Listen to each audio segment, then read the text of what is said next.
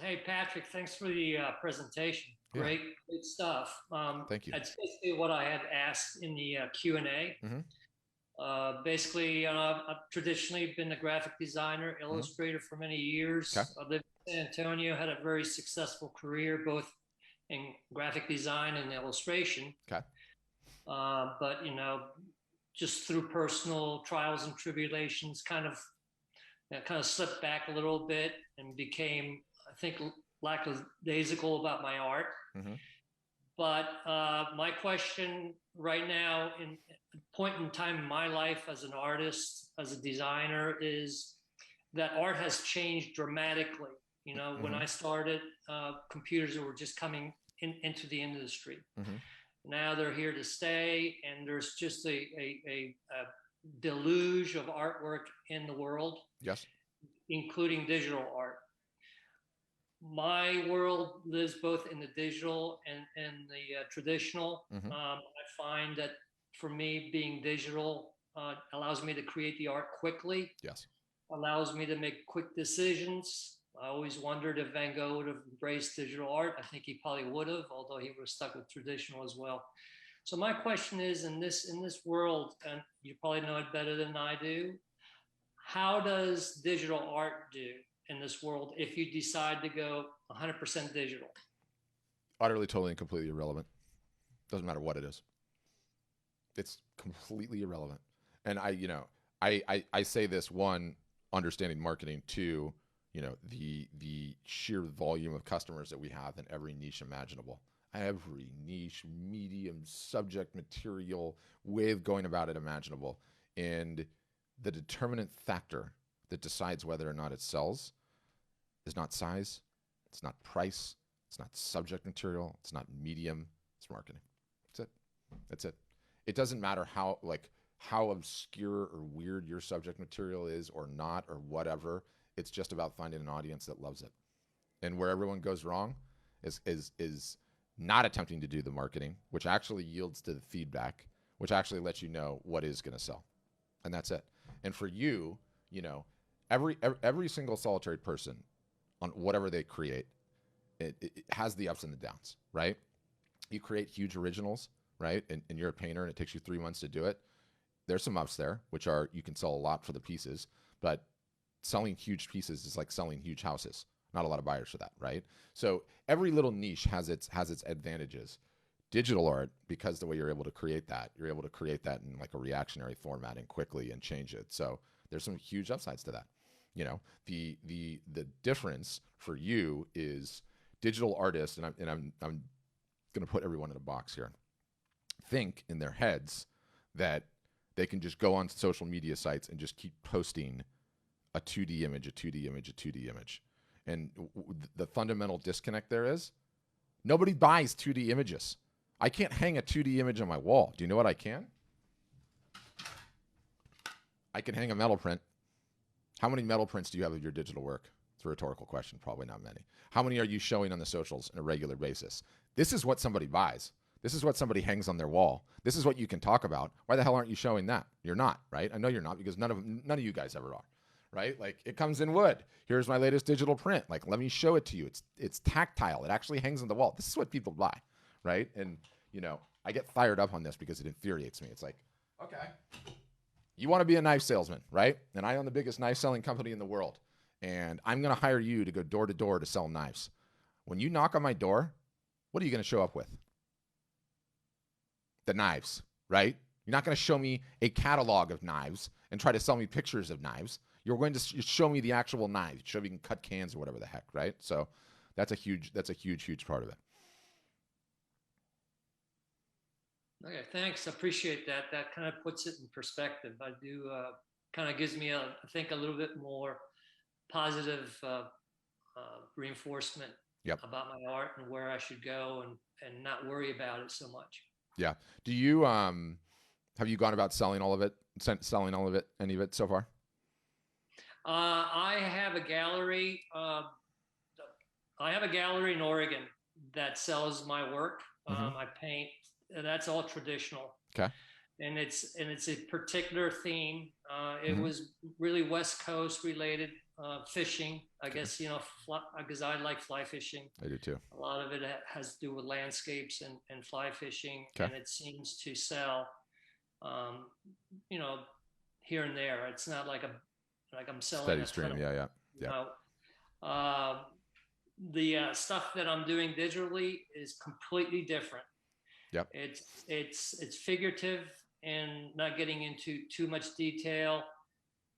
It is kind of modern, Okay. and I really enjoy that aspect. And so that's another thing. I need to make a decision which way I want to go and stick to the guns, because Oh no, you don't. think, That's completely erroneous too, and that's a completely flawed oh premise. really? Yeah. Really? Yeah. Interesting. Yeah. Interesting. So the way that it works early on is you start with your assumptions, right? You start with what you think the market is going to want. And normally what artists do is they just get stuck in that mode forever. I'm going to do this. I'm going to do that. I'm going to do that. I'm going to do that. You keep making course corrections, but you don't ever do any damn marketing.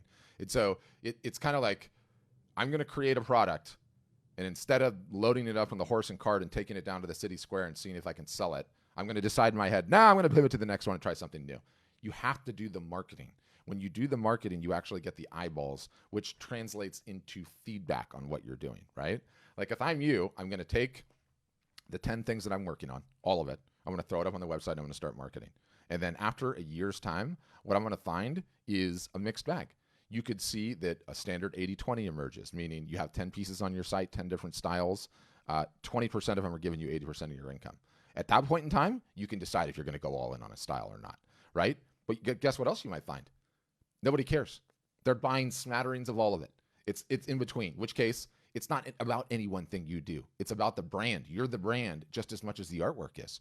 You'll never know until you try. You'll never know until you try the marketing.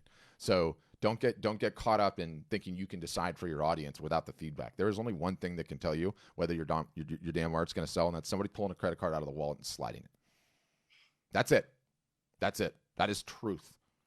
Otherwise, it's all conjecture, right? And, stated another way, I'm going to show up at your house right now. I'm going to pick you up. We're going to drive down to the local ATM, the one closest to your house, and you're going to show me the buttons on that ATM for likes, comments, shares. Everybody tells me my work is great. I just got into a juried show. All bullshit, okay? There are no buttons on the ATM machine for any of that because it's bullshit. The only thing that matters is that the work sells. You will never know until you market it. And really, ultimately, that's one of the kick in the pants that we'll give you, right? Like, start going. And then also, too, you quoted Van Gogh. So let me quote a master. You know how many pieces of Picasso, when he died, had an inventory? I have no idea. 45,000. 45,000 unsold works. Turns out, too, he was like, he had a weird thing about death, so he would never talk about his own death and didn't do a will. And so his heirs have been fighting over this for like ever. But you have to understand the context. One of the greatest selling artists of all time. How could he have 45,000 pieces unsold in his inventory? Because the guy was constantly firing arrows, and not everyone hit the target. And he didn't worry about that in the slightest. He just moved on to the next one. And that is how he discovered all of his various different periods, because he was creating, constantly taking to market. People are like, I'm not interested in that. He didn't do that anymore. That is how he arrived at all of his periods, right? No one ever wants to hear about that 45,000 works. I mean, that is insanity, right? That's insanity to contemplate, but there you go. Thank you. I'm in a rah mood today, so yeah, I'm always fired up on the Fridays. We can help you, Darius, but the abstraction is you have some marketing to do because you need to get some eyeballs on the work. Do not stress about what the subject material is in the slightest. Moreover, one of the things that you can do that I like perhaps more so than other artists, although other artists can do it too, there is a concept. And Ron, I know your hand's up, and Peter, I see your hands up too. Don't worry, I'll get to you guys next. There is a concept called newsjacking, okay? And I want to give you, it's coined by a marketer named David Meerman Scott. Doesn't matter. Let me just give it to you conceptually. Do you remember when the miners were stuck down on the ground in Chile? Right? It was like I remember that. Yeah. The 33. So these guys are stuck down on the ground in Chile. We don't know if they're going to come out or get out of the hole or not get out of the hole. Somebody in Nike's marketing department was absolutely brilliant, and he said to himself, I don't know if these guys are going to get out of the hole or not, but if they do, the entire damn world is going to be watching. And so what did he do? He showed up at the site with 40 pairs of sunglasses and sent them all down the hole. And do you know what happened? Turns out those guys did come out of the mine. Every one of them wearing Oakley sunglasses. In one magical moment, that guy drove $40 million of paid advertising, okay? So why do I bring this up? you like fly fishing, right? I'm going to give you an easier example, but and not make it charged politically. Let's say you like sports, right? I'm a diehard soccer fan. Chelsea just won the Champions League, which is the biggest single solitary thing you can win in international soccer. You see that? You see the guy's face who scored the goal. You instantaneously feel inspired by that.